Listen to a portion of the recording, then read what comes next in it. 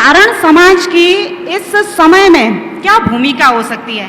चारण समाज की भूमिका समझने के लिए हमें चारण समाज का अतीत समझना जरूरी है। वो कहाँ से पैदा हुए, क्या थे और किस तरह से उन्होंने अपने आप को संख्या में कम होते हुए भी सामाजिक रवायतों में बना रखा, सामाजिक स्थितियों में केवल बना के नहीं रखा, वरन इतने बड़े बड़े कवि हुए हैं कि वो उस समय अकबर के दरबार में या जोधपुर के राजा मानसिंह के दरबार में जितने भी राजा हुए, कई चारणों की, कवियों की तो स्थिति ये थी कि राजा मानसिंह जो है वो हाथी के ऊपर जब तक वो जाते थे तब तक उनको दरवाजे तक छोड़ने के लिए आते थे, खड़े होकर उनको ताजीम दिया करते थे और उनके सम्मान में जो है जो पुरस्कार दिया करते थे, सम्मान दिया करते थे, वो तो हम जानते ही हैं।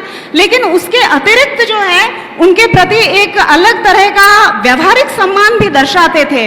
आदरणीय नाहर सिंह जी जसोल जो है, अब जब मैं जसोल साहब की बात करती हूँ तो साथ साथ मुझे हिंदी के उन मूर्धन्य विद्वानों का जिक्र करना भी जरूरी जान पड़ता है कि जिन्होंने चारणों को कुछ कहीं कहीं हल्के शब्दों से साहित्य में दर्ज किया है।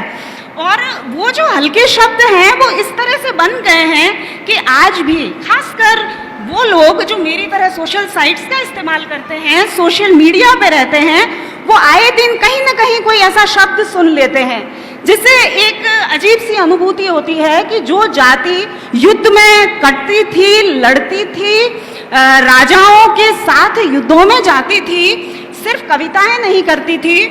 और कल जब मैं इस बारे में पढ़ रही थी तो मैनारिया जी की एक पुस्तक में मैंने पढ़ा कि चारण जो थे, जो सामान्यतः शब्द पसाव के लिए प्रसाद शब्द युक्त इस्तेमाल होता है या जो भी उन्हें दान दक्षिणा शब्द इस्तेमाल किया जाता है, जबकि वो दान दक्षिणाएं नहीं थी।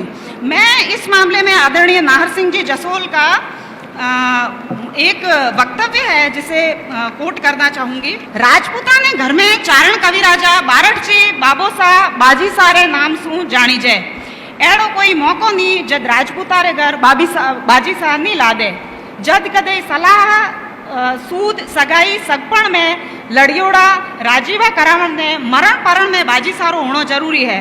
ब्याह शादी सगाई सगपण में जठा ताई बाजी सा नहीं आवे, सभा सुनी और बाजी सारे आते ही रंग आ जावे, ठाकर सामा जाए पगारे हाथ लगाए, घणे मानसु बधाए, बाजी सा ने ऊंचा आसन बिठावे।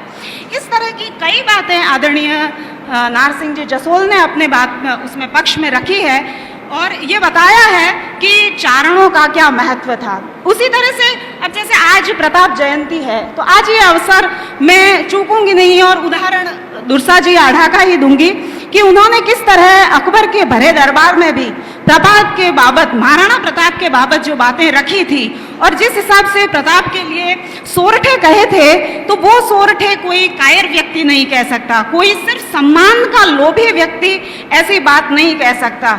जो सिर्फ पैसों का लालची हो या जो सिर्फ जीवन में अपने लिए ही कुछ चाहता हो, वो व्यक्ति ऐसी बात नहीं कह सकता। ऐसी बात कहने के लिए बहुत जीवट की आवश्यकता होती है और वो जीवट चारणों में सदैव रहा है। तो ये चारणों का इतिहास रहा है, उनकी प्रबुद्धता है, उनकी संजीदगी है, उनका ज्ञान है, ये सब इतिहास रहा है। लेकिन आज क्या, आज जो है चारणों की क्या स्थिति है? चारण समाज आज कहाँ है? यद्यपि चारण समाज हम कहते हैं कि एक भी आप प्रशासनिक पोस्ट उसकी निकलती है तो उसमें बहुत सी बातें जो है वो आती है, बहुत सी पोस्ट पे चारण चयनित होते हैं। नौकरी में है, चिकित्सा विज्ञान में है, अभियांत्रिकी में है, सब जगह चारणों का। तो चारण जो है वो हर क्षेत्र में अपना योगदान दे रहे हैं। लेकिन जैसा कि सीडी देवल साहब ने अभी कुछ देर पहले जिक्र किया कि कई कुरीतियां ऐसी हैं जो चारणों में व्याप्त हो गई हैं। ऐसी कई कुरीतियों से हमें मुक्ति की आवश्यकता है और उन कुरीतियों में जो उन्होंने कहा है दहेज से संबंधित है या उड़ा उड़ी है या माहेरा है, उनसे तो मुक्त होना ही है। लेकिन साथ ही चारण समाज को आगे के लिए अपना एक स्थान दर्ज करने के लिए, अब राजनीतिक क्षेत्र में तो जहां सिर गिने जाते हैं वहां तो वो अपना स्थान नहीं दर्ज करता, लेकिन बुद्धि है चारणों के पास। चारणों की उत्पत्ति ही जो हुई है वो शिव जी ने और पार्वती जी ने इस हिसाब से की थी, और जिस समय उन्होंने पार्वती जी को प्रसन्न किया था कि उनके बैल और शेर को के मध्य की जो एक तनाव था उसको दूर करके, और तभी पार्वती जी ने उनको वरदान, तो ये प्रतीकात्मक रूप से एक कथा है कि चारणों के पास बुद्धि है, वो प्रबुद्ध वर्ग है, वो अपनी बुद्धि का प्रयोग करके अपना स्थान फिर से प्राप्त कर सकते हैं। दूसरी जो उनमें समस्या है वो स्त्रियों से संबंधित है। नरपति नाल ने बीसलदेव रासों में आज से 1000 साल पहले जो स्त्री की दशा लिखी थी, और जिसमें राजमती कहती है कि स्त्री जन्म काई दीदो रे महेश और जन्म तारा घड़ाई नटेश, तो वो उसमें बताती है राजमती कि अगर मैं कोयल होती तो ठीक होता, अगर मैं जंगल की गाय होती, रोजड़ा होती तो अच्छा होता, लेकिन मैं स्त्री हूं, ये मेरी। आज भी स्त्रियों की दशा सुधरी नहीं है। आज भी हम में से बहुत सी स्त्रियों की ईश्वर से यही शिकायत है कि हमें स्त्री जन्म क्यों दिया। तो स्त्रियों की स्थिति अभी भी बहुत विकट है, और उस दशा से स्त्रियों से संबंधित स्त्रियों की जो दशा है, और जिस दशा में स्त्रियां आज भी जी रही है, और जिस वजह से वो अपने को स्त्री होने के नाम पे कई बार कोसती है, उस दशा पे जो है एक छोटी सी कविता है। मैं भी जानती हूँ समय अधिक नहीं है, इसलिए अधिक समय नहीं लूंगी। कविता का विषय है शालीन औरतें, और कविता व्यंजना में है। अभिधा में इसे ना समझिएगा, इसे व्यंजना में समझिएगा। शालीन औरतें रखती है पल्लू सर पर, लज्जा दिल में, सहनशीलता जीवन में।